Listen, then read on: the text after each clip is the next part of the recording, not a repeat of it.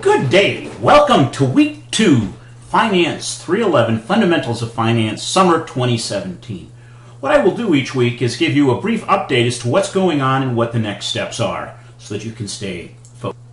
Last week we had a lot of information and listening on your part. I do want to remind you that 1 week in summer school is equal to 2.5 in the regular school year. So think about what you've done last week is essentially being 4 classes of an hour and 15 minutes. The approach that I'm going to take this week is there's going to be a lecture, an application to the Geneseo Coffee Company, which is a made-up company that I have, and then demonstration of the concepts to a real company, then you go do it.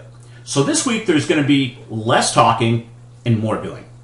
Just a brief word about tests, because sometimes students are very concerned about that. Tests are intended to assess your understanding and applications of the concepts we're talking about. It's not necessarily to memorize what's on the slides, what information do you need to know, when you need to understand everything that's there. That doesn't mean you need to memorize every piece. You want to see how they fit together. What is it telling us? The test is going to be a mix of multiple choice, fill in the blank, short answer, and true and false. Some questions will require you to research companies before answering. So that's a little bit about the test. We'll open it up on the appointed time and you can do that. We have plenty of flexibility with it, so we'll talk more about that as we get into next week, week 3. Application project 1. Originally I had intended there to be 4 projects at 10 points each. But when I look at it, I think I'm going to condense it into 3 projects, 2 at 15, 1 at 10. So the first project is going to be worth 15 points and must be completed no later than May 30th. Okay, and it should be posted in your discussion folder when you sent me that information, so you know how to use it. When you post it there, I'm going to review it. I'm going to ask you questions, and I'm going to grade it. Okay, and hopefully the grade shows up. We're not 100% sure how that's going to work, but I'll make it work at some point. So what is the project? Okay, you should work on it between May 21st and May 30th. It's recommended you watch all the lectures prior to completing the assignment. It will make it much easier. Don't try to take a shortcut. It should be in a well-organized PowerPoint. It should be supported by a detailed Excel worksheet. Nothing in Word, please. The project is going to be evaluated based on depth of content, organization, and presentation. Late submissions will be penalized. So here's the rubrics. 25% of the grade for each assignment is going to be based on organization and presentation. It's important to be able to articulate what our views are and what we're doing. So the first thing I'm going to look at is presentation material. And it's superior, easier to follow and read, words with focus and sufficient detail and explanation. Formatting is consistent and used to communicate the response. Good, presentation can be followed, some inconsistent formatting. Focus points, but the logic flow is not always there. Fair, I can't follow the discussion. The formatting is all over the place, it's inconsistent.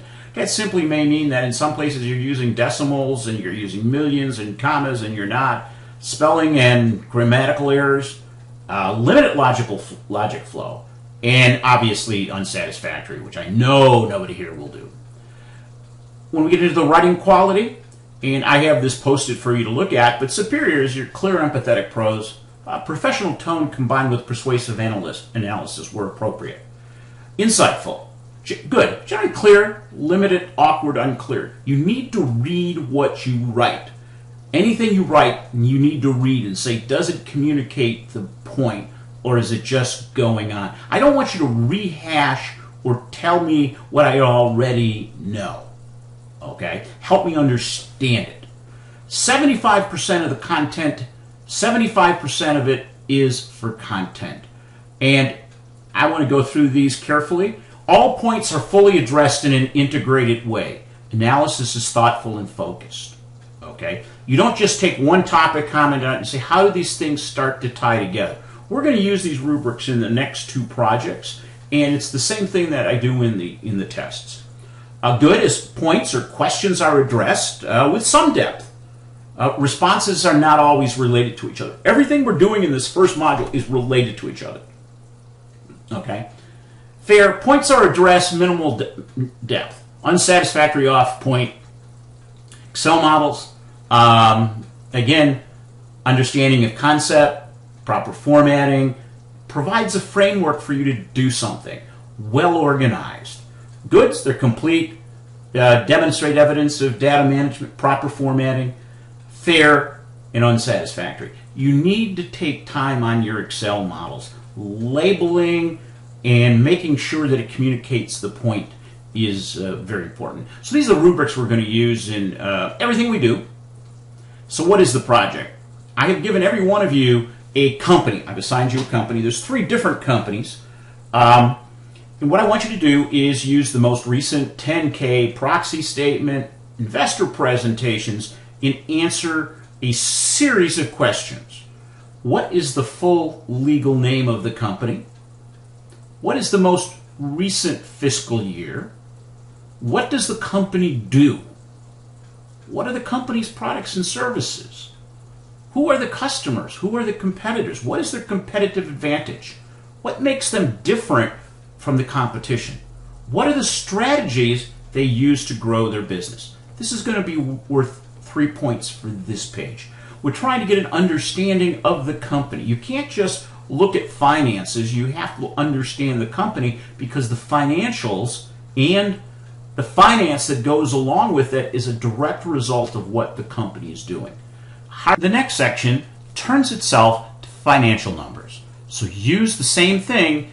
Use the 10K, the proxy statement, or investor presentations. Do not use Yahoo Finance or any other source other than the 10K is the most important authoritative source.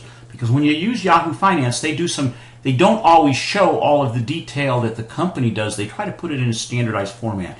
So when we're trying to understand what's going on, we need to look at that. So the first thing is, what were the company's sales revenues, because sometimes they're used interchangeably, for the past 5 years? What was the growth rate? Express that in percentages. What was the net income for the past years? What was the growth rate? What are the earnings per share? What's the size of their balance sheet? What's their current stock price?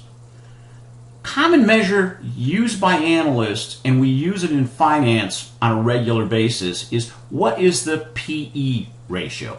And that's price to earnings ratio. And it's the stock price divided by earnings per share equals the PE ratio. So I'd like you to compute the PE ratio for the company that you're assigned to. So this will be worth 3 points also. So now we got 6 points. Next one, I want you to review the cash flow statement of your company and create an Excel model that summarizes these pieces. Cash provided by operations, investments, financing, other, and you're going to tie it out. But then I want you to break down within the cash flow provided by operations. There's really 2 effective components that we talked about. One is the change in working capital. So if a company is growing, they're going to need more working capital. So that's part of operations. So I want you to segregate that out as opposed to all other. And make a comment on any large item. And this is worth 3 points. The last piece is the cash conversion cycle for your company for 4 years. What is it? And then review and analyze it. Compute the gross working capital for 4 years. Compute the free cash flow for the past years of your companies using all 3 free cash flow methods. And that's worth 3 points. So that's the project. And what I'm going to do, first I want you to watch all the videos, all the lectures, look at the notes. Then what I'd like you to do is I'd like you to look at my sample and then go do your project. As always, if you have any questions, please let me know.